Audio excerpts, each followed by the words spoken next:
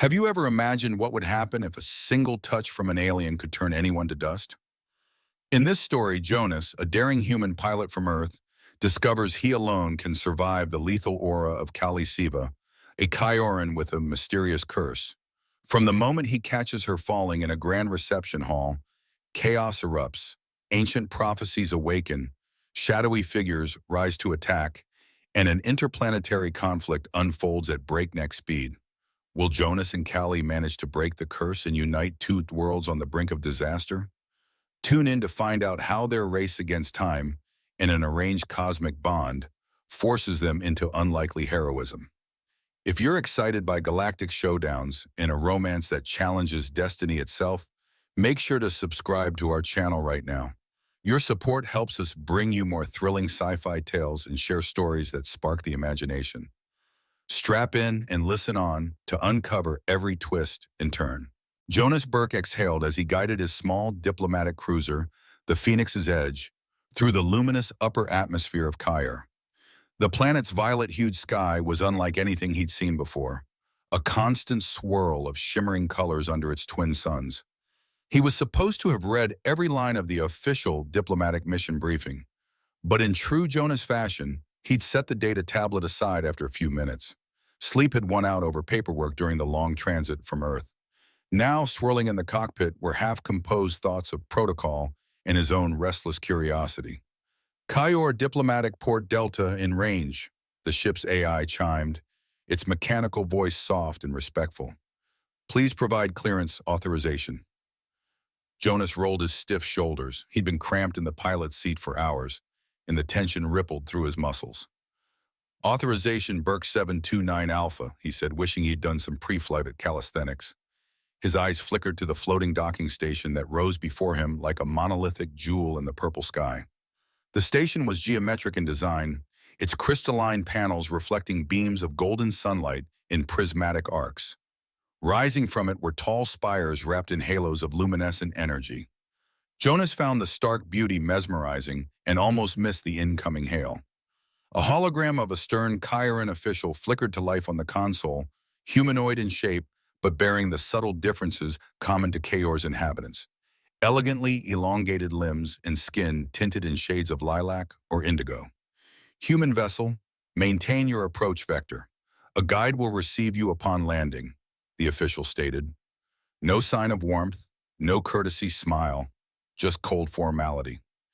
Jonas, never one to resist a quip, flashed a grin at the indifferent hologram. Understood. Thanks for the hospitality. But the hologram vanished without a word. Tough crowd, he muttered, guiding the cruiser onto the designated landing platform. He could almost sense the docking systems analyzing every minute maneuver he made. If they could disapprove, he imagined they would. Finally, the landing skids touched down with a light thud. Jonas grabbed his newly minted diplomatic credentials, still somewhat amused by the idea that he, of all people, had been assigned as Earth's envoy, and popped the hatch. Warm, fragrant air rushed into the ship, carrying scents he couldn't identify, something like jasmine and metal tang. As he stepped into the arrivals hall, the architecture astounded him.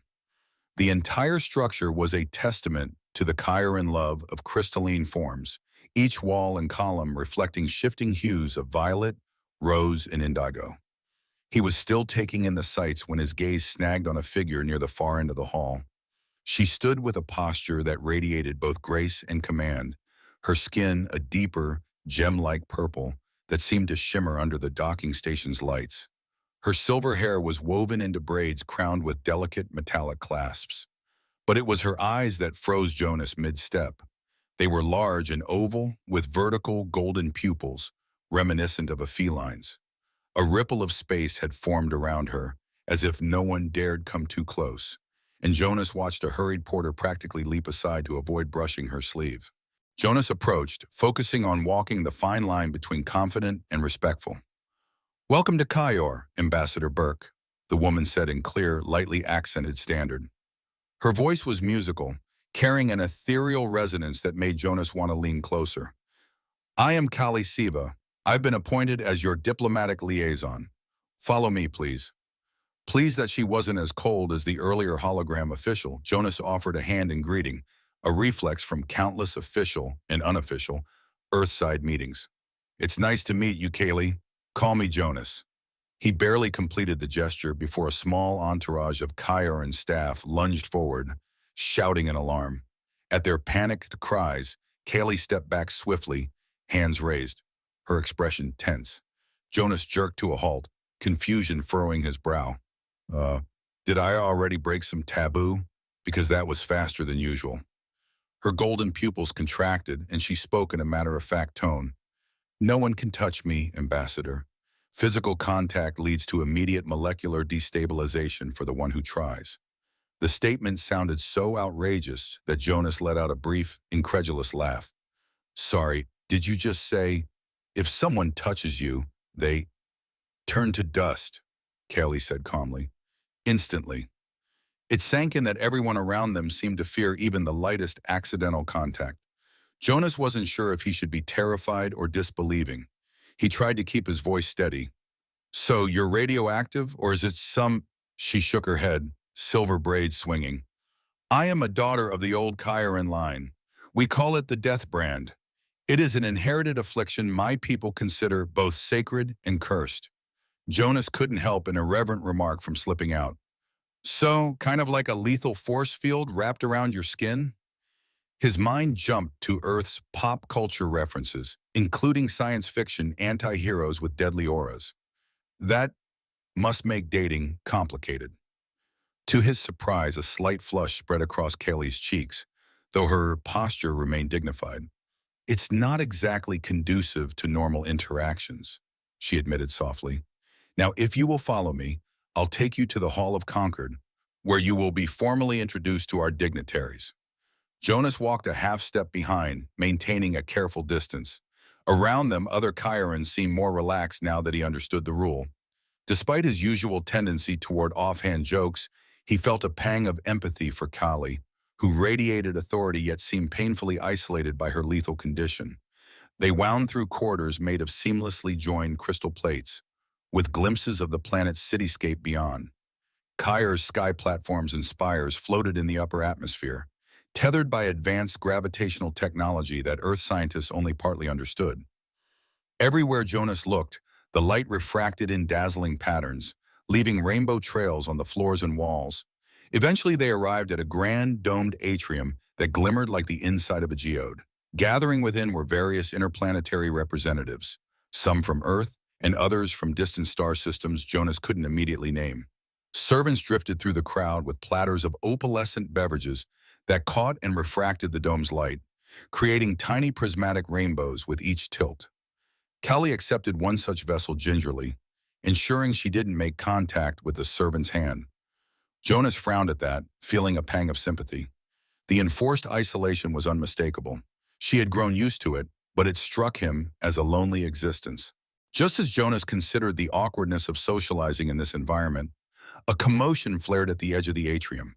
Two Chiron nobles were locked in a heated dispute, their voices raised loud enough to overshadow the gentle hum of polite conversation. Kaylee edged away from their gesticulations, her entire body held taut, but the space was crowded, and a flustered servant tripped behind her. Jonas heard a sharp intake of breath as the servant's tray clattered, and the servant's hand grazed Callie's shoulder. There was a flash of ominous light, then the servant's form disintegrated in a shimmering cloud of particles before anyone could intervene. Gasps and shrieks ripped through the hall. Silver flecks of what had been a living being drifted down to the floor. Time seemed to slow for Jonas. His mind recognized the lethal contact, but his body was already moving.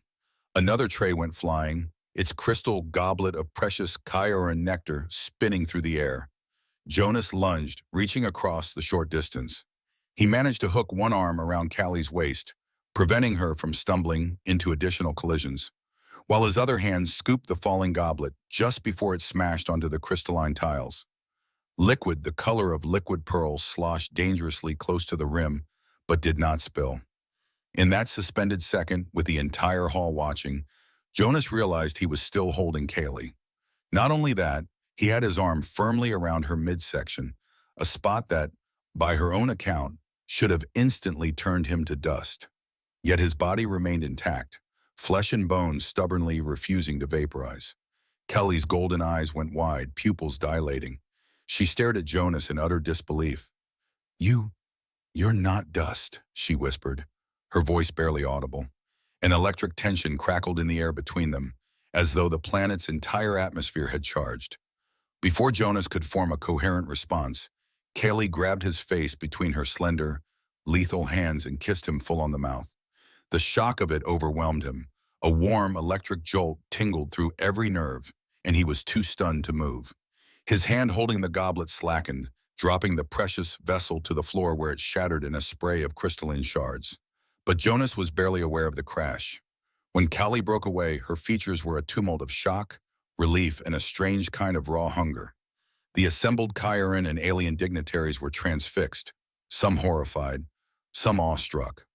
A stunned silence stretched, punctuated only by the faint hum of distant conversation, abruptly halted. Jonas found his breath in a gasping half-laugh. "Well," he managed, "that's one way to say hello." Callie didn't respond right away. She glanced from Jonas's solid form to the glittering mound of dust that had been the unfortunate servant moments ago, confusion and distress knitting her brows. Finally, she said in a strained whisper, "No one has ever survived my touch. Not in all my life." In the breathless hush that followed, the hush that stifled the entire domed atrium, an older Chiron wearing high-collared ceremonial robes rushed forward. He clutched a silver-bound tablet that looked ancient, its surface etched with symbols Jonas had never seen. The man's eyes glittered with near-manic excitement. "The prophecy," he shouted, voice cracking. "The prophecy speaks of one who can survive the death-brand kiss." Jonas still had an arm looped around Callie, more to steady her than anything else. She was trembling, faintly. Whether from shock or residual energy from their contact, he couldn't tell. "Prophecy?" Jonas echoed, feeling the shifting tides of tension in the room. The elder carefully balanced the tablet on his forearm, pointing to some archaic text that seemed to flow across its surface. "When the Starkin arrives, kissed by lethal flesh, yet spared by fate, the ancient union is ordained," he declaimed. "By the laws of Kayor, the one who survives her death brand is bound to her by the will of the gods." A flurry of hushed exclamations erupted from the gathered crowd, and more than a few were directed at Jonas's apparent immunity. He half laughed in confusion. "I'm sorry, but are you saying that you and Kali Siva are now wed in the eyes of Kayor?" the elder said, trembling with fervor. "It is as foretold in the sacred chronicles." Jonas's jaw dropped. He'd been on the planet for less than an hour, and already he'd become embroiled in a possible cosmic prophecy and an involuntary wedding. "That's a bit abrupt," he muttered, glancing at Kaylee for confirmation. Her cheeks bore a subtle violet flush, and she looked torn between shock and a hint of amusement. "The elder speaks correctly," she acknowledged, scanning the archaic script on the tablet. "The texts do indeed reference a foreigner from the stars who cannot be harmed by the death brand. It says that union with this star kin will herald a great change for Kayor." She swallowed hard, composure wavering, and according to our traditions, the ritual kiss seals such a bond. Before Jonas could react, a new commotion rippled at the far edge of the atrium. Three figures draped in tattered robes that flickered strangely at the edges, like holographic illusions, burst through the crowd. Each held a crackling energy weapon, and their voices hissed in eerie unison. "The prophecy must not be fulfilled. They must be destroyed." Chaos erupted. Dignitaries scrambled. Guards tried to form a protective circle, but the robed intruders lifted their weapons and unleashed pulses of dark energy that rattled the crystal walls. Jonas instinctively grabbed Callie's hand, again noticing that no harm came to him from the contact, and pulled her behind a nearby column. Another swirl of dust announced the tragic fate of a guard who had brushed against Callie in the confusion. But the robed attackers kept coming, channeling blasts that smashed decorative fixtures and sent shards of broken crystal raining to the floor. Jonas drew his own sidearm, a standard-issue pulse pistol required for all Earth diplomatic missions, rarely used, but better safe than sorry. He fired at one of the attackers, only to see the bolt pass through the figure as if hitting a ghost. The robe shape flickered, then reformed. Kelly's grip tightened on Jonas's arm. "They're constructs," she said. "Some advanced Chiron technology. They exist only partly in our dimension, manifested by someone who seeks to stop the prophecy at any cost." Jonas grimaced. "They're not big fans of the new union, I guess." He dodged a swirling blade of dark energy that one of the constructs conjured from thin air. Instinctively, he put himself between Callie and the attacker, heart thumping. Even though he knew her touch wouldn't harm him, the fear of her lethal aura remained ingrained. Or perhaps it was a fear of the consequences for everyone else caught in the crossfire. A second blast struck dangerously close, fracturing a crystalline column that toppled with a thunderous crash. Kelly pressed against Jonas's back, scanning for an escape route. "The best chance we have," she said between ragged breaths, "is to get to a secure location. The Hall of Concord is compromised. The palace-level security systems might offer enough defense for me to disable these constructs." Jonas nodded. "Then let's move." They sprinted across the atrium. People shrank away from Callie but parted quickly once they realized who it was, and that Jonas had lived to tell the tale. Although usually carefree, Jonas felt the weight of an entire planet's tension pressing down, an unspoken demand to handle the crisis in the prophecy. The robed constructs gave chase, gliding eerily above the polished floor. Their combined voices formed a chant that reverberated in Jonas's skull, words in a language he couldn't quite grasp. He glanced back, noting the glowing symbols the constructs left in the air with each syllable. Waves of dizziness struck him, as though something primal within his mind was responding to their chant. Then Callie's hand closed on his shoulder, stabilizing him. The dizziness eased, and he pushed onward, pulse pistol raised. They bolted through a side corridor that led to an ornate set of doors etched with swirling motifs. With a gesture, Callie commanded the doors open. Jonas expected to see a corridor, but instead they found a service tunnel, lit by sputtering overhead lights. She swore under her breath. "We need to reach the Queen's antechamber, but the main route is blocked by the constructs. This might lead us around to a private corridor." Jonas sucked in a breath, hearing the echoing footsteps. If the constructs could even be said to have footsteps closing in. He lifted his pistol again. "That's good enough for me." The two of them hurried down the narrow passage, ignoring the hiss of steam from overhead vents and the occasional flicker of emergency lights. Each step was accompanied by the distant roar of continuing chaos behind them. Jonas had read the standard disclaimers about potential cultural complexities on HFY, but not even in his wildest dreams did he expect lethal auras, cosmic prophecies, and half-real assassins. Deep within the service tunnels, the thunder of battle began to fade. Jonas and Kelly leaned against a curved crystal wall, catching their breath. The corridor here was rougher, less elegantly polished, revealing the raw stones beneath Chaor's architectural wonders.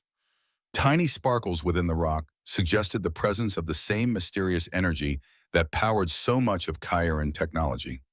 Jonas glanced at Kelly. Despite the tension etched in her face, there was a certain fierce determination in her gaze, like a soldier ready for the next engagement. Her silver braids were slightly disheveled from the chase, and her violet skin gleamed with perspiration. He became very aware once again that he was physically close to someone who could turn anyone else into dust with a mere brush. Yet he felt no danger. "So," he said, panting, "would now be a bad time to discuss the fact that we're apparently married according to your people's laws?" Callie wiped her brow with the back of her hand. "I'm sorry you were dragged into this, but yes, the ancient prophecy dictates that if anyone can withstand my death brand, they're bound to me in an unbreakable union. And that kiss, it sealed it." Her voice quavered on that last phrase. Jonas raised an eyebrow. "What if I told you I don't mind? Being bound to you, I mean. And it's not every day a star pilot from Earth gets to rescue a princess? Are you a princess or a high noble? Or—" She paused. "My father is a member of the royal lineage, though my presence at the diplomatic quarter is due to my status as liaison, not a formal princess. My lethal condition, my death brand, has always made me more of a ceremonial figure than a true ruler. The High Council uses me in certain official capacities, but they keep their distance." Jonas managed a grin. "Well, in that case, maybe I should address you as Your Eminence or something." Callie rolled her eyes, though a corner of her mouth lifted slightly in a fleeting smile. Such titles matter less to me now. There are bigger concerns. The robed attackers you saw are likely part of a faction within the High Council that fears the prophecy's fulfillment. They have employed old technologies to ensure the prophecy remains dormant, most notably by forcibly making my entire bloodline into carriers of the death brand. It's meant to kill whoever tries to break the curse. You were never supposed to survive. A chill swept over Jonas. So they engineered your conditions specifically to stop any chance of this prophecy coming true? She nodded, an edge of bitterness coloring her voice. Yes, the legends say that the original Kyoran ancestors discovered a way to merge mind and matter, harnessing unimaginable energies. The power frightened their successors, who formed the High Council to keep it hidden and contained. Jonas listened intently. He remembered the swirling runes and the mesmerizing chant from the constructs. It matched the same sense of ancient power Kaylee described. And you think I'm immune because of some cosmic destiny? She shrugged, eyes haunted. Or maybe there's a scientific reason. Perhaps your human physiology interacts differently with the energy that fuels my death brand. Either way, we need answers. And the only place we might find them is the Temple of Echelon. Jonas frowned, mindful that their pursuers could be near. The Temple of Echelon, huh? Let me guess, it's in a dangerous off-limits area that no sane person visits. Kaylee's lips tightened. Something like that. It's located beyond the floating city platforms in the lower atmosphere. The region is highly unstable, ravaged by energy storms, but there are rumored passages that can lead us there. Jonas exhaled. Of course there are. Well, I guess we're going on a honeymoon adventure. Their momentary reprieve ended when a sudden rumble reverberated through the tunnel. A swirl of black cloth appeared at the corridor's mouth, and they realized one of the robed constructs had found them. Without hesitation, Jonas fired several shots. As before, the bolts seemed to phase through it with minimal effect.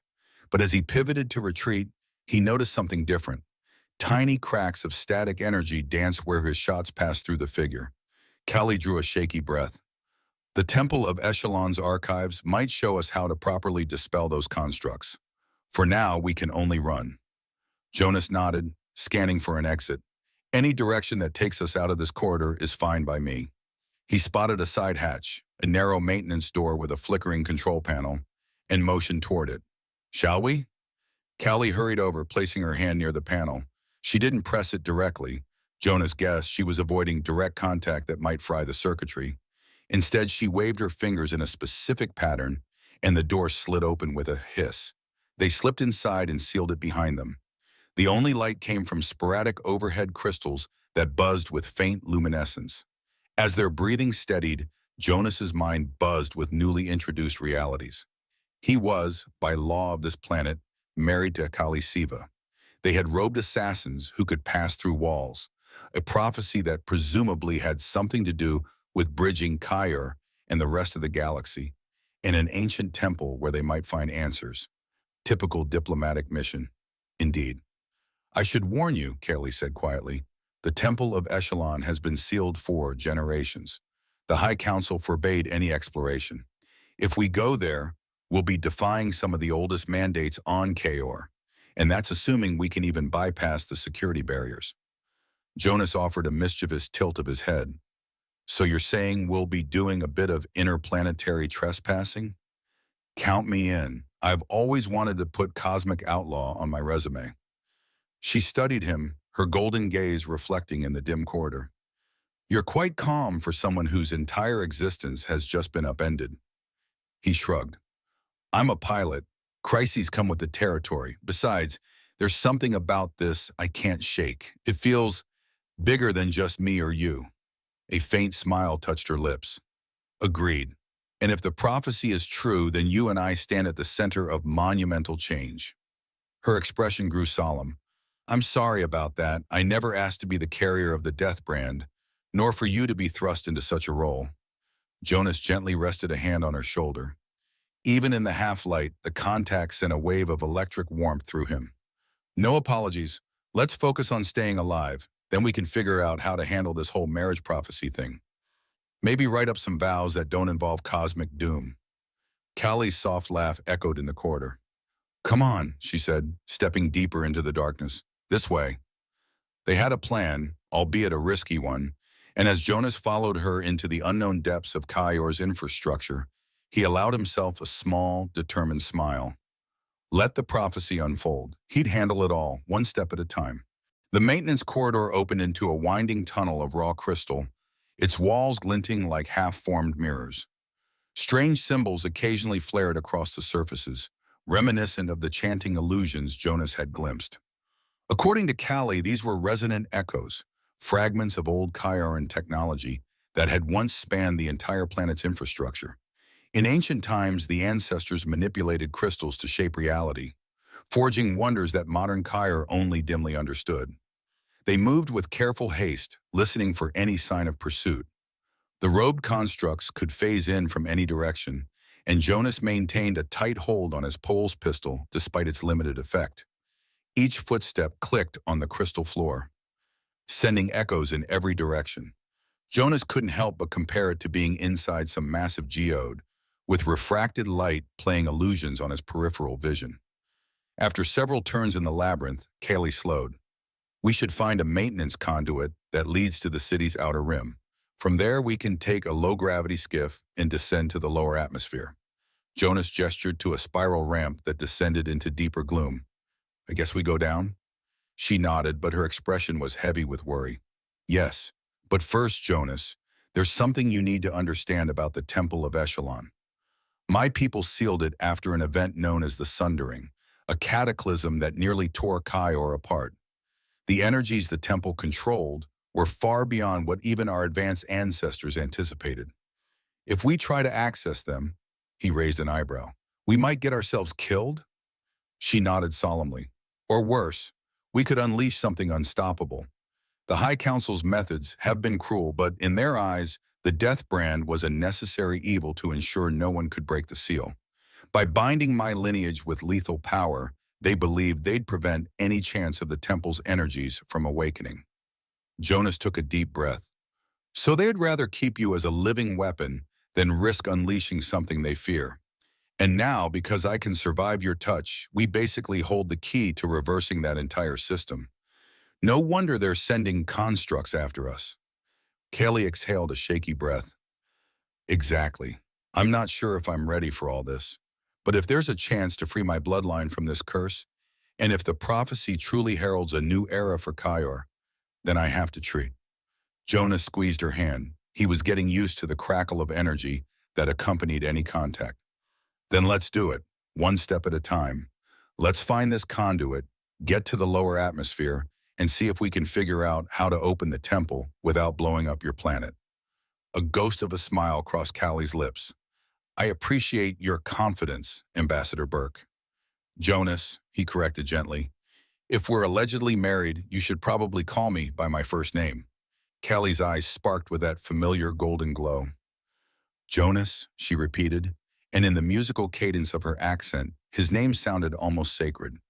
Together, they descended the ramp into the silent darkness, guided by flickers of phosphorescent crystal that led deeper toward the unseen perimeter of the city. The ramp spiraled endlessly, or so it felt, until they emerged into a wide corridor lined with grated vents. Through the slats, Jonas glimpsed swirling purple clouds roiling outside, the lower atmosphere of Kyer where the city's gravitational anchors hovered. The air here felt heavier, charged with the planet's raw energy. A distant hum vibrated through Jonas's bones like a sub-audible chorus of static. Callie approached a large hatch set into the wall, marked by half-erased Kyoran glyphs. She traced them lightly with a fingertip, careful not to fully touch the surface. This leads to a skiff hangar, she murmured. It might be guarded, but we can't reach the temple without descending. Jonas checked his pistol's charge. Let's see if we can do this quietly. I'm not exactly an infiltration specialist, but I've done a bit of covert ops in my time. A flicker of amusement crossed her face. And here I thought you were just a carefree pilot. Got to have a backup skill set, right? Jonas responded with a wry grin. Stand back. He pressed a control panel on the hatch, and it hissed open. Beyond lay a small hangar bay carved into the outer ring of the city platform. The space was lined with half a dozen sleek skiffs, open aircrafts designed for navigating Kyr's swirling atmospheric currents. Only two Kairan guards manned the place, each clad in official uniforms with translucent helmets. They turned at the sound of the hatch. Kaylee stepped into view, holding up her identification sigil. By authority of the diplomatic quarter, we require a skiff immediately. Her tone was clipped, commanding. The guards hesitated, one of them clearly about to protest until they recognized her. They both recoiled, stepping back several paces. "My lady Kali Siva," one guard stammered, "the death brand. Jonas took the opportunity to stride forward confidently. "We're on urgent business for the High Council." It was only a partial lie. Some portion of the High Council might want them dead. But hey, no reason the guards needed to know that detail. One guard nodded, fumbling with the controls that released one of the skiffs from its docking clamps. "Of course, Ambassador. Do you need an escort?" Kaylee offered a thin smile, ignoring the guard's obvious discomfort. "No escort. We'll manage on our own." The second guard shot a wary glance at Jonas's hand resting protectively on Callie's back. It was the kind of look that suggested the guard realized Jonas should have disintegrated already, but had no idea how or why he hadn't. Before any more questions arose, Jonas hopped onto the skiff, extending a hand to help Callie aboard. The controls were intuitive enough: a throttle lever, steering grips, and a panel of atmospheric sensors. Jonas powered it up, feeling the craft hum to life under his fingertips. Callie stood beside him, gripping a support bar, her eyes fixed on the swirling clouds beyond. "Ready?" Jonas inhaled. "As I'll ever be." With a smooth motion, he eased the skiff forward, gliding out into the kaleidoscopic sky beneath the city. Kayor's lower atmosphere was a strange, enchanting sight, churning banks of purple-gray mist interwoven with glimmers of charged particles, like miniature lightning storms dancing in the distance. The city platforms were visible above, massive plate-like structures anchored by beams of pale light that stretched into the swirling haze. As Jonas steered the skiff, they descended further, leaving behind the faint glow of the floating city in search of the lost temple of Echelon. Kaylee explained that the temple resided on the actual planetary surface, an inhospitable place battered by raging storms and unpredictable gravity shifts. Long ago, the Kairans had abandoned the surface for these elevated platforms, using advanced engineering to remain above the planet's more volatile layers. Now only a few legendary structures remained below, sealed away. The open-air skiff whipped around eddies of air, forcing Jonas to stay sharply focused on the controls. Kelly used a navigation device, aligning old star maps with topographical data. "We should head southeast of the main city anchor. There was once a passage near the Radiant Chasm," she said, her voice raised to be heard over the winds. "Radiant Chasm, that sounds friendly," Jonas quipped. Despite the light-hearted remark, tension knotted in his gut. Danger was closing in from all sides, and they were plunging deeper into the unknown. They soon approached a region where the atmosphere thinned, revealing glimpses of jagged crystal spires that pierced upward from the planet's surface. Storm clouds boiled around these spires, and flickers of violet lightning arced between them. Jonas fought the turbulent gusts, adrenaline thrumming. Each shift of the skiff's stabilizers demanded quick reflexes. Kaylee clutched the side rail. "Set us down near that overhang." She pointed to a wide ledge jutting out from a crystalline formation. "The chasm is just beyond. If the old texts are right, there's a gateway built into the spire's base." Jonas managed a precarious landing. The skiff rocked, buffeted by wind, before settling on the ledge. They quickly disembarked. The ambient air crackled with residual energy, and Jonas felt his hair rising with static. Only now did he notice how the surface was riddled with partial ruins, broken columns and weathered arches that looked older than the floating city by centuries. "This must be from the ancient civilization," Kaylee murmured, running a hand near the stone of a fallen pillar. Kayor's ancestors, who first unlocked the secrets of the crystals. A faint glow attracted Jonas's attention. He moved closer to the edge of the ledge, peering into the depths of what Kaylee had called the Radiant Chasm. Far below, swirling mist glowed with some internal luminescence, and a faint hum of power resonated through the stone beneath his boots. "Looks like a bottomless well of weird." Kaylee joined him. "The temple's entrance is supposed to be hidden at the base of this spire. Come on." Their steps were cautious as they skirted the ledge, searching for any sign of a sealed doorway. The wind tugged at them, howling across the expanse. Jonas spotted a faint shimmer in the rock face, an oval shape where the crystal seemed more transparent. "Over here," he called. Kelly approached, eyes narrowing. "Yes, I see it." She brushed her fingertips over the surface, then drew back suddenly as the crystalline door slid open, revealing a dark passage slanting downward. A gust of stale air escaped, carrying with it a scent of ancient confinement, dust and something faintly metallic. Jonas flicked on a wrist light. "Ladies first?" She offered a tight nod. "Together," she corrected. They stepped into the passage, the door sealing behind them.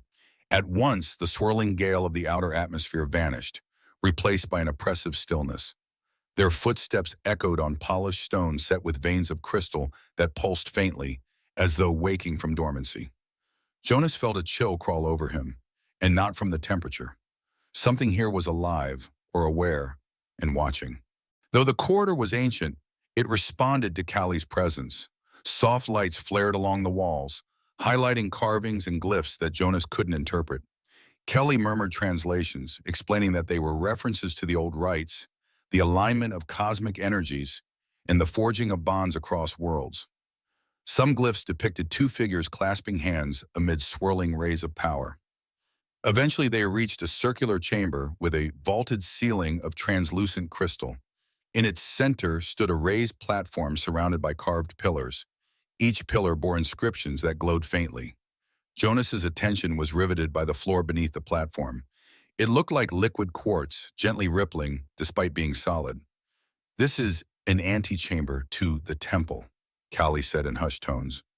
"I suspect that platform is the gateway. The Temple of Echelon itself may lie deeper, accessible through some form of teleportation or dimensional shift." Jonas, recalling the robed constructs that phased in and out of reality, shuddered. "Dimensional shift. Can we handle that?" Her gaze swept over the inscriptions, and she pressed her lips together. "If we combine your immunity to my death brand with what remains of my ancestral link, we might activate the gateway. But I'm not entirely sure what happens when we do." "Let's figure it out," Jonas replied, trying to keep his tone bright. Deep down, the unknown unsettled him. He approached the central platform, scanning the pillars for any sign of a control mechanism. "Think these crystals respond to mental input or voice commands?" Kaylee frowned, stepping onto the platform. "Ancient technology on Kaor often requires a specific resonance, either genetic or energetic. My death brand used to be that channel, but it was twisted into a lethal curse. The original design might have allowed me to manipulate the crystals without harming others. That means they took something that should have been a gift and turned it into a weapon," Jonas said quietly. She nodded, gaze downcast. "Yes, but you survived it, which might mean you can help me revert it back to what it was meant to be. Let's test it." Jonas joined her on the platform. The rippling floor felt strangely warm beneath his boots. They stood side by side, close enough that their arms touched. Kelly took a breath and pressed her palm against a carved symbol. Jonas placed his hand beside hers. The crystal glowed bright. Suddenly, he felt a deep vibration in his chest, like a resonant chord. The chamber seemed to spin, or perhaps the world outside it did. Flashes of light pulsed through the pillars, and the floor beneath them blurred. He instinctively threw an arm around Cully for stability. The chamber dissolved into a swirling tapestry of colors, like they had stepped into the heart of a kaleidoscope. When the colors faded, they found themselves standing in a vast hall, lit from above by shafts of luminescence that had no visible source. The architecture was grander, more ornate than anything Jonas had seen so far, implying that this was the true Temple of Echelon. Rows of tall, crystal columns marched away into the distance, each column etched with swirling patterns that flickered as if alive. Callie glanced around, her expression a mixture of awe and apprehension. "We're in the temple. This is the heart of ancient Kyoran power. Look." She gestured to a massive relief carved into the far wall, depicting a ring of robed figures channeling energy into a central orb. Others knelt before them, arms raised. Jonas stepped forward, the resonance in his chest still humming. "It's like the entire place is pulsing with some kind of Cosmic heartbeat. Kelly approached a series of glyphs that glowed gently on a nearby column. These inscriptions, they referred to the founders, the original lineage, who discovered how to fuse their essence with the crystals. It says they perfected the synergy between living beings and the planet's energy fields. Her golden eyes traced each symbol carefully. They called it the harmonious bond. When two aligned individuals share a direct link, they can channel the planet's power without harm. Jonas's gaze drifted to her. Sounds a bit like what's happening with us. You and I, no dust. Maybe we're forging some kind of link. Kaylee's cheeks darkened in that subtle violet flush. The link is incomplete, she said softly. We didn't initiate it intentionally. Our forced bond might be only a fragment of the original harmony. Before Jonas could reply, the hall echoed with a distant rumble. Columns flickered, and a swirl of shadow appeared at the far end. The robed constructs materialized in force, gliding forward in a wide formation. Their eyes, if they had any, glowed with malevolence. Behind them strode three flesh-and-blood Chirans in ceremonial garb. One stepped forward, a tall figure with dreadlocks of silver hair. The sigils on his robes indicated high council rank. His voice boomed through the temple. You dare trespass in the temple of Echelon. The death brand was meant to prevent this very atrocity. Jonas drew his pistol on reflex. Listen, we're not here to destroy anything. We just want answers. The counselor sneered. Answers? Do you not realize the founders nearly drowned this world in unchecked power? The Sundering destroyed entire cities. The High Council saved Kair by sealing off the temple and cursing your bloodline, Kali Siva, ensuring the power would never be abused. Kali's posture tensed. You forced me to live as a pariah, turning everyone I touched to dust. You used me as a symbol of fear, all to keep your secrets buried. Secrets that kept Kaor safe, the counselor insisted. Then his eyes flicked to Jonas. But you, off-worlder, have undone centuries of protection. If you survive her death brand, you could unseal the temple's core. I cannot allow that. A dark, roiling energy emanated from the counselor's hands, and the robed constructs advanced. The ground shook with a deep vibration, causing dust to rain from high above. Jonas fired shots at the constructs, but again, his bolts phased through with minimal effect. The counselor smiled coldly. Bringing a mere pistol to a fight in the Temple of Echelon? The counselor taunted, voice echoing ominously. You cannot harm these constructs with such crude methods. They obey only our control, shaped from ancient technology beyond your comprehension. Jonas grimaced. This was bad. There were too many constructs to simply dodge, and the counselor himself exuded an aura of raw power. Kaylee stood beside Jonas, her eyes darting across the temple's architecture. She seemed to be searching for something, a mechanism, a hidden glyph, anything that could help. Her gaze lit on an array of carved symbols near the central dais. That might be the key to reactivating the original harmonious bond, she breathed. We have to reach those carvings. Jonas saw the dais glowing faintly in the temple's heart, ringed by a mosaic that depicted two intertwined figures. He realized with a spike of adrenaline that they'd have to cross open ground, directly in front of the advancing constructs. Then let's do it fast. They sprinted for the dais, weaving past columns.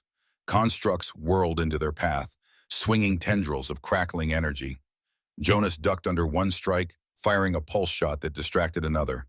Sparks flared each time he squeezed the trigger, but the blast did little more than slow the constructs' movements. Kaylee used her lethal aura to keep the constructs at bay. Whenever one ventured too close, it risked brushing her body. Twice a construct tried to grab her, only to flicker violently and disintegrate into swirling dust. But not the same dust as a living being.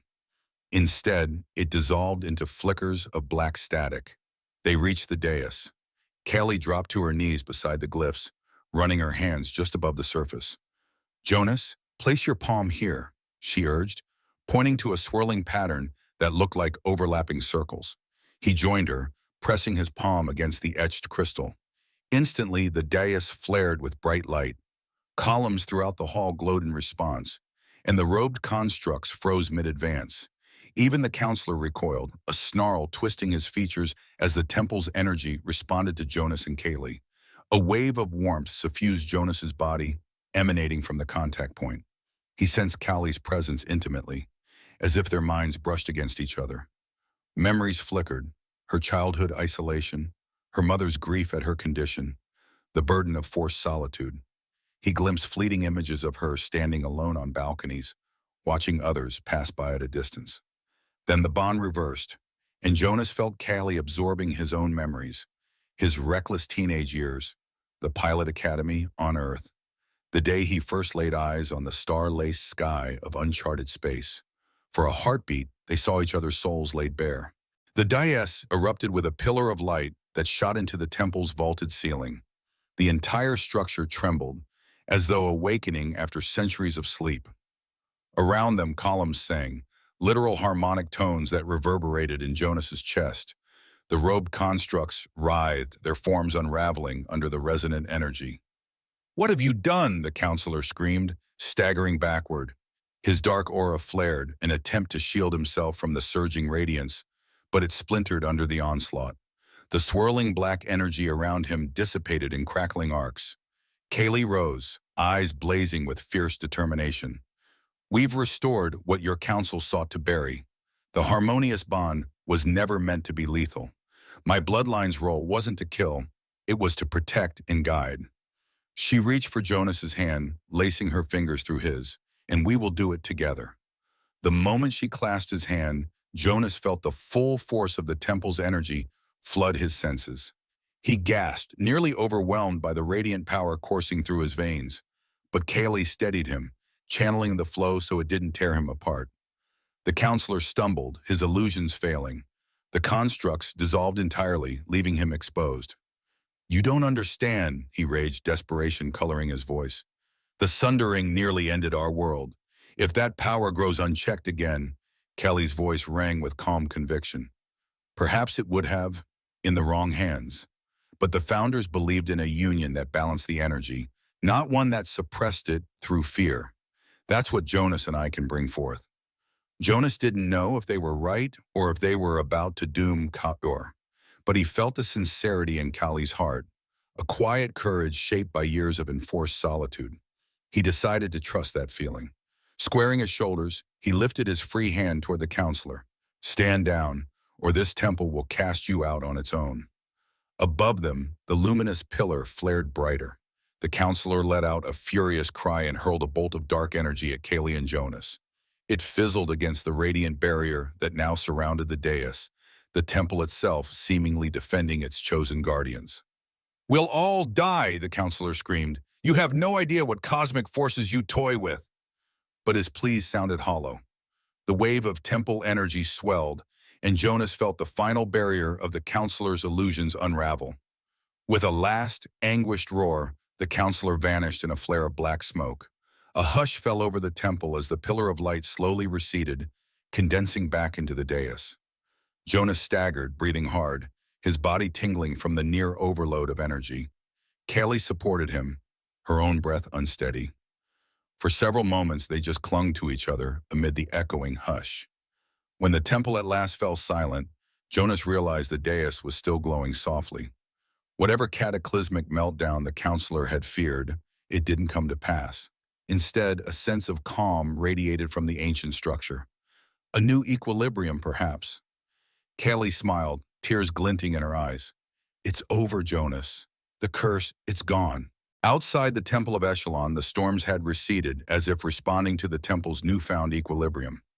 When Jonas and Kaylee emerged, hand in hand, the swirling purple clouds glowed softly under Kayor's twin suns, creating a surreal lavender dawn. They had traversed the temple's hidden passages, found the ritual dais, and awakened an ancient power that healed instead of destroyed. To confirm, Kaylee cautiously reached out to touch a jagged crystal protrusion in the spire wall. No lethal discharge sparked from her skin, no shimmer of vaporized matter. Jonas exhaled in relief, smiling. "So that's it then? You can touch anything now?" Kaylee blinked, wonder flooding her features. "It appears so." Her voice quavered. "After all these years of isolation." Jonas set a hand lightly on her shoulder and felt only the soft fabric of her tunic. No deadly shock, no sense of invisible hazard. "We did it," he murmured, pulling her into a gentle embrace. "Guess this means we can actually hug now, for starters." She let out a shaky laugh, returning the hug with genuine warmth. The moment felt intimate in a way Jonas hadn't fully understood before. For her, physical contact was an unimaginable gift. He felt a pang of emotion welling up, a mixture of triumph and empathy. The calm was short-lived. A low hum alerted them to the approach of a squad of Kyran guards and a cluster of Earth diplomats. The group arrived in skiffs that settled around the spire's ledge. Jonas recognized a couple of them from the earlier fiasco at the Hall of Concord, among them Sarah Dorn, Earth's principal envoy on Kaor. Sarah hopped down from the skiff, adjusting her official Earth insignia. She took one look at Jonas and Kaylee embracing and shook her head in something akin to disbelief. "Ambassador Burke, I don't even know where to start with you. The entire diplomatic quarter is in uproar." Callie drew back slightly, regaining her composure. "We've ended the death brand. The constructs attacking us were manifestations of the High Council's darkest secrets. They won't threaten Kaor anymore." A stir of uneasy excitement rippled through the guards. One stepped forward, removing his helmet. "My Lady Kali Siva, you're touching him." His eyes bulged at the living proof that she was no longer lethal to the touch. Jonas gave a rueful grin. "Yeah, we broke that curse. In the process, we might have triggered some sort of cosmic shift. The Temple of Echelon is reawakened, but it's not ripping the planet apart. So that's good news, right?" Sarah, arms folded, regarded Jonas with a mixture of relief and exasperation. "Good news for you, perhaps. But you realize we have to address the fact that, according to Kaoran law, you and Kaylee are now married. Earth bureaucracy is in meltdown, trying to figure out what that means." Jonas shrugged. "I'll sign whatever forms they want. Not that I mind being married to someone who can literally handle me without turning me to dust." Kaylee's cheeks flushed a deeper violet. She cleared her throat. "Let's focus on stabilizing our planet first. Diplomatic details can come afterward." The next weeks were a whirlwind of negotiations, revelations, and reorganizations. The High Council, or what remained of it, was forced to confront centuries of deception. Some counselors, those not complicit in the plot, claimed ignorance of the lethal curse's true origins. Others fled or attempted to rally loyalists, only to find their influence crumbling as word spread about the temple's reawakening. Jonas found himself thrust into the spotlight as the Starkin, the fabled outsider who survived Callie's death brand. Earth's diplomatic staff scrambled to navigate the new political reality. Earth's official stance? They supported Kaor's immediate reforms, hoping to form an enduring alliance. Sarah Dorn spearheaded talk of a Kaor-Earth Concord, facilitated by none other than Jonas and Kaylee. Kaor's populace reacted with a mix of awe and relief. News that Kaylee no longer posed a lethal threat circulated rapidly, inciting waves of curiosity. Many doubted it until she walked unguarded through the capital's public square, touching the hands of citizens brave enough to test the rumor. Jonas remembered that day vividly, how entire crowds gasped and cried tears of joy. For Kaylee, it was emotional upheaval. She could finally interact with people on her own planet without fear of killing them. In the midst of that overwhelming freedom, however, she faced the enormous responsibility of shaping Kaor's future. Her father, a reclusive figure due to his own fear of her affliction, emerged to offer support.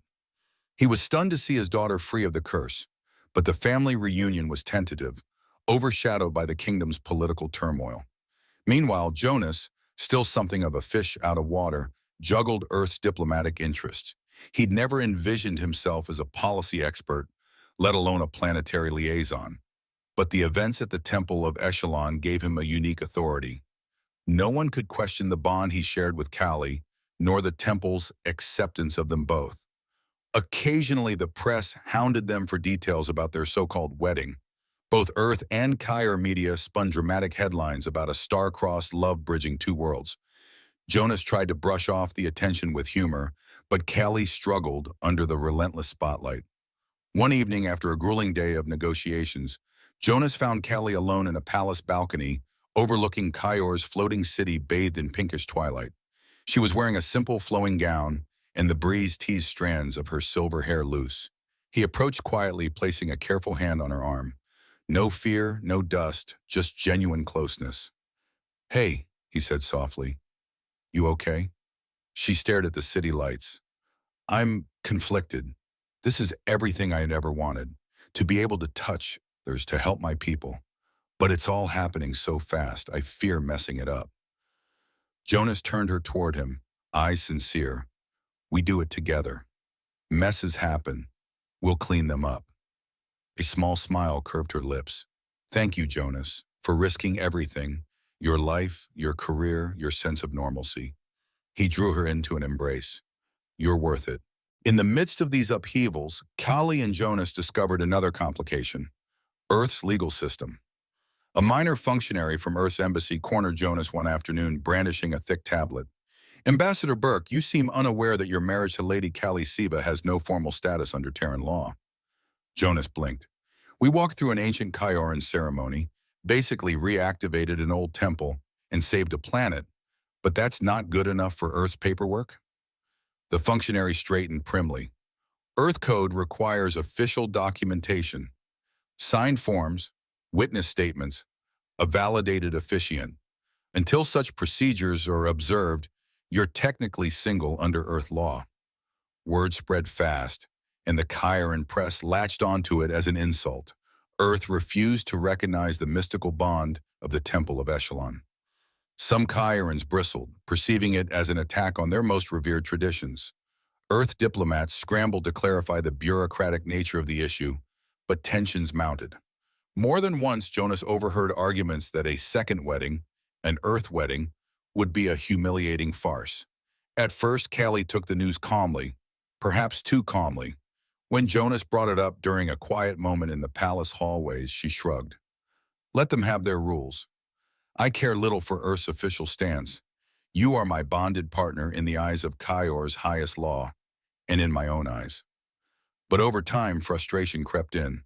The endless questions, the swirling rumors, the insinuations that their marriage was a political stunt to further Earth's influence. It all wore on her. One evening, after a particularly tense negotiation session, she paced restlessly in their shared suite. "They treat me like an artifact," she hissed, eyes glinting with anger. "A curiosity, and our bond, a cosmic phenomenon, is reduced to some bureaucratic form." Jonas approached, offering a calming hand. "Maybe it's simpler than that. Earth's system is slow to adapt to anything that doesn't fit neatly in a binder. They need a piece of paper to put in the archives." Kaylee's lips pressed into a thin line. "I hate that it invalidates what we accomplished. I endured the death brand my entire life. We overcame it with the temple's power, and now they want signatures on dotted lines." Jonas cupped her cheek, a gesture that had once been unthinkable. "Look at it this way. A small wedding might be fun. A chance to show everyone that we mean this, especially Earth. Heck, might be a sweet party." A weary laugh escaped her. "Fun? I wouldn't know. I've never been to a wedding that wasn't overshadowed by gloom or fear." She paused, catching the gentle affection in his eyes. "But if it means bridging this gap between Kyor and Earth, maybe we should do it." Jonas grinned in. "We can do it our way. No pompous council overshadowing the vows. No forced rituals. Just us, forging a new path." Kelly leaned into his palm. "If that's the path, then I'll walk it with you." Their plan was set: a small, private ceremony recognized by Earth's embassy and officiated by the most open-minded Kyoran official they could find. Diplomats from both worlds rushed to finalize arrangements. Elder Palix, a moderate voice in the restructured council, agreed to oversee the wedding, while Sarah Dorn served as a witness on behalf of Earth. The day of the ceremony dawned bright over Kyor's capital platform. Twinkling lights from the city's crystalline spires formed a backdrop to an open-air terrace draped in gentle cloth and blossoming alien flora. Jonas wore a simple yet formal Earth ambassador's uniform, adjusted to Kyoran style with subtle embroidered motifs. Kali, freed from the confines of lethal modesty, donned a dress that left her arms bare. the shimmering purple fabric matching her skin tone. A small gathering of humans and Chirans, mostly those who had helped navigate the past months of crisis, formed a circle around them. In front stood Elder Palix, whose violet skin and patient smile offered a reassuring presence. Sarah Dorn hovered near a table bearing official Earth documents. Jonas suspected she would whisk them into signatures at the earliest opportunity. The ceremony itself was brief and heartfelt. Elder Palix spoke of the new era dawning on Kaior, referencing the restored temple and the end of the Deathbrand curse. This union represents more than the grinding of two individuals. It is a bridge of understanding between our peoples, a sign of hope that ancient fears can be overcome. Jonas kept his gaze locked on Callie. She seemed almost ethereal in the morning light, her silver hair catching the sun's rays. He recalled the first time he saw her in the arrivals hall, how distant she had seemed, encased in lethal solitude. Now she stood close enough to touch, wholly free from the curse that had once defined her life. When it came time for vows, Jonas spoke first, clearing his throat. I, Jonas Burke, vow to stand by you, not just because some ancient temple says I can't turn to dust, but because I choose you, Callie Siva, every day. He paused, voice trembling slightly. I never expected to find this kind of connection in a far-flung place, but I'm grateful beyond words. Callie's eyes shone with emotion. She spoke in a steady, clear tone. I, Callie Siva, vow to walk beside you in the path we shaped together. You broke the chains that bound me, not just the death brand, but the isolation I knew all my life. You gave me hope. I choose you now and always. Elder Palix raised a slender staff of polished crystal. Then, by the authority vested in me by both the renewed Council of Kair and the diplomatic body of Earth, I acknowledge this union. May it be blessed by all the energies of this world and beyond. A gentle hum filled the terrace, as if the crystals in the spires resonated in agreement. Jonas and Callie sealed their vows with a kiss, one that drew a few amused cheers. Sarah Dorn promptly swooped in with her documents, ensuring official signatures were recorded. And with that, Jonas Burke and Callie Siva's marriage was recognized across two worlds. Of course, not everything returned to harmony overnight. Political factions on Kaior resisted the dissolution of the old High Council's power, and Earth's Congress dragged its feet on certain trade and security agreements. But the public mood had shifted. The singular image of Callie Siva, once the untouchable death brand, now fully able to grasp hands and share embraces, was a potent symbol of change. Jonas and Callie settled into a dual role, part-time diplomats, part-time figureheads, and unexpectedly part-time explorers of the newly accessible Temple of Echelon. The site drew scholars from across Kaior who carefully studied its ancient architecture, deciphering lost technology that might revolutionize planetary energy systems. Earth scientists, too, clamored for research access. During one late-night expedition, Jonas and Callie accompanied a team of archaeologists into the temple's deeper chambers. They found murals depicting the original sundering, a cosmic rift that nearly split Kaior's crust. The murals portrayed two figures performing a grand ritual that stabilized the planet's energy. The images were strikingly similar to Jonas and Callie's stance on the dais, their hands locked in synergy.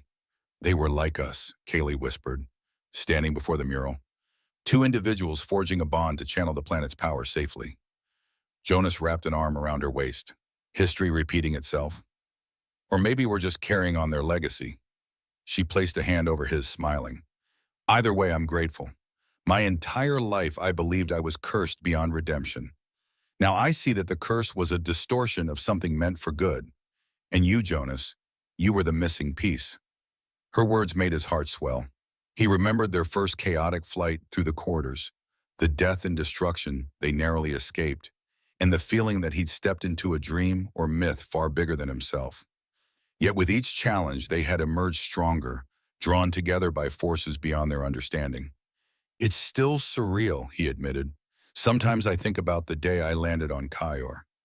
I was expecting bureaucratic meetings and a few official handshakes. Instead, I found you.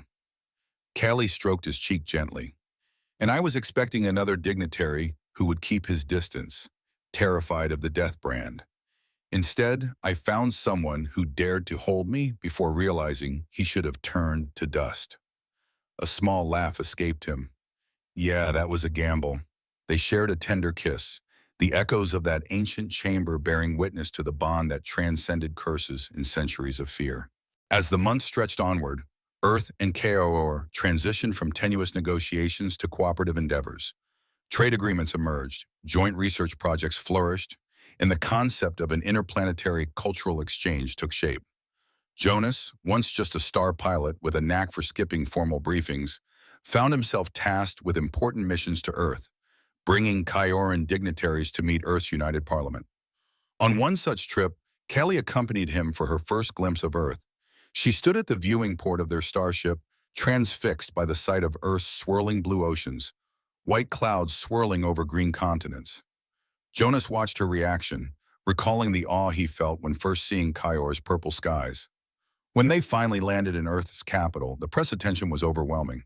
Photographers scrambled to capture images of Callie stepping onto the tarmac, Jonas by her side. Government officials organized a formal welcoming ceremony, complete with a black-tie banquet. Kelly handled it gracefully but confided to Jonas later that night that she felt like an alien curiosity again, with cameras scrutinizing her every move. I understand that Earth wants to celebrate our alliance, she murmured, leaning against Jonas's shoulder in their guest quarters. But I wish people would see me as just Kaylee. Jonas stroked her hand. They will, given time. Right now, you're a celebrity of sorts, the heroine who overcame a lethal curse. Don't worry, once the novelty wears off, you'll be just another diplomat. Her golden eyes flickered with amusement. Somehow I doubt that. Yet as the days passed, they managed to steal little pockets of normalcy.